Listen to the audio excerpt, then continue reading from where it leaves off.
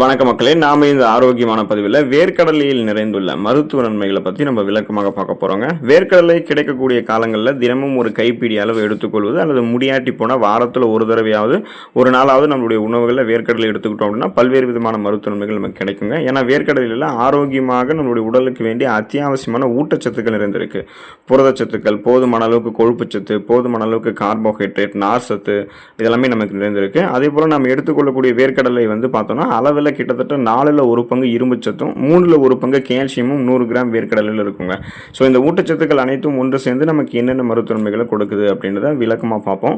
அதை பற்றி பார்க்குறதுக்கு முன்னாடி இந்த வீடியோக்கு மட்டும் ஒரு லைக்கை கொடுத்துட்டு இந்த தகவலை உங்களுக்கு தெரிஞ்சவங்களுக்கும் ஷேர் பண்ணிவிடுங்க. ஏன்னா இது அவங்களுக்கும் பயனுள்ளதாக இருக்கக்கூடிய ஒரு ஆரோக்கியமான பதிவு தாங்க.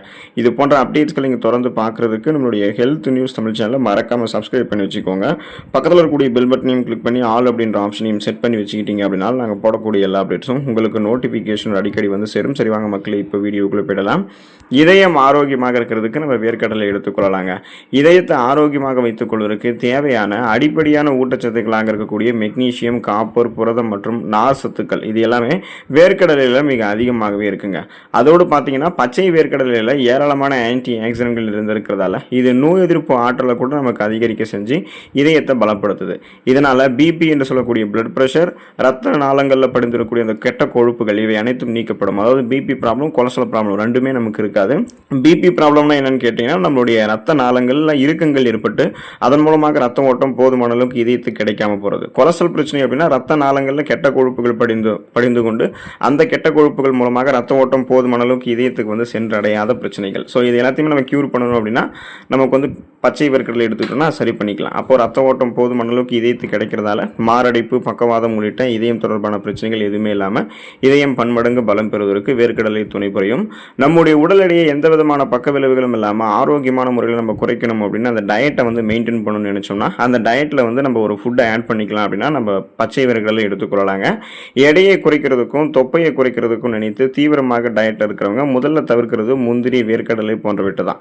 ஸோ அதில் அதிக கொலஸ்ட்ரால் இருக்குது அப்படின்றத தவிர்த்துருவாங்க. ஆனால் உண்மையான விஷயம் என்னன்னு தெரிஞ்சுக்கோங்க. உங்களுடைய உடலுக்கு நன்மை செய்யக்கூடிய கொலஸ்ட்ரால் தான் வேர்க்கடலையில் அதிகமாக இருக்குன்றது தெரிஞ்சுக்கோங்க. ஸோ வேர்க்கடலில் இருக்கக்கூடிய புரோட்டீன், நிறைவு உறாத கொழுப்பு இதெல்லாமே சேர்ந்து உடலுக்கு போதிய எனர்ஜி, அந்த ஆற்றலை வந்து உங்களுக்கு கொடுத்து அதிக கலோரிகள் இருக்கக்கூடிய உணவுகளை எடுத்துக்கொள்ளாமல் தவிர்க்கிறதுக்கு உங்களுக்கு உதவிகரமாக இருக்கும்.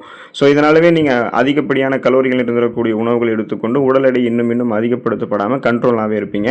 உண்ணக்கூடிய உணவினுடைய அளவுகளை குறைக்க வேண்டும், கலோரிகளினுடைய அளவை வந்து குறைக்க வேண்டும். அப்படி தான் உங்களுடைய வெயிட் லாஸ் வந்து நீங்கள் பண்ணணும்னு நினைக்கிறீங்கன்னா ஊற வைத்த பச்சை வேர்க்கடலையில் நீங்கள் பிரேக்ஃபாஸ்ட் மாதிரி எடுத்துக்கலாம் அல்லது காலை நேரத்தில் எடுத்துக்கொள்ளலாம். இது நீண்ட நேரம் உங்களுக்கு வந்து பசியை கட்டுப்படுத்தி அதிகப்படியான உங்களுடைய உடலில் தேங்கியிருக்கக்கூடிய கொழுப்புகளை கரைத்து உங்களுக்கு வேண்டிய ஆற்றலாக மாற்றி கொடுக்கும். அதாவது கொலஸ்ட்ரால்ஸை எனர்ஜியாக கன்வெர்ட் பண்ணி எரிச்சிடும். அதனால் தொப்பை போன்ற அமைப்பு, கொழுப்பு படிவுகளை எதுவுமே இருக்காமல் கட்டுக்கோப்பான ஒரு உடல் அமைப்பு உங்களுக்கு கிடைக்கும்.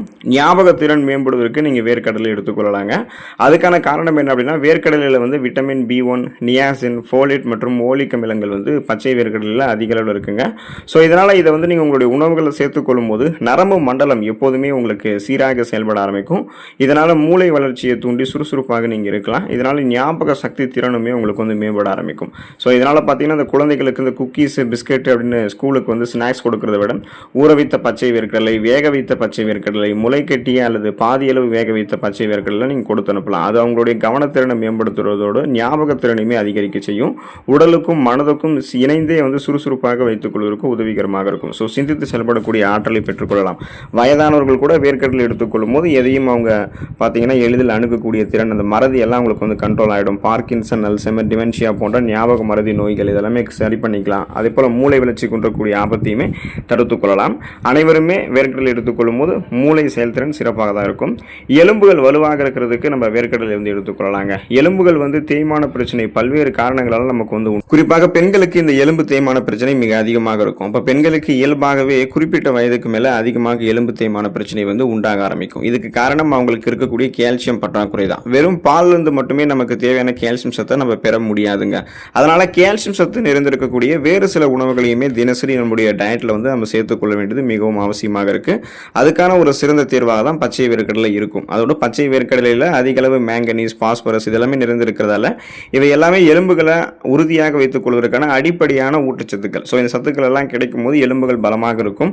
ஆஸ்டியோபோரோசிஸ், எலும்பு மெலிவு நோய், மூட்டு வலி, எலும்புருக்கி, முடக்குவாதம் வாதம், எலும்பு மஜ்ஜைகளில் ஏற்படக்கூடிய பிரச்சனை, மூட்டு வளர்ச்சி போன்ற எந்த விதமான எலும்பு தொடர்பான பிரச்சனைகளாக இருந்தாலுமே அதை குணப்படுத்தி மீண்டும் வராமல் தடுத்துக் கொள்ளலாம். பேலன்ஸ்லாம் தடுமாறாமல் ஸ்ட்ராங்காக நம்ம இருக்கலாம்.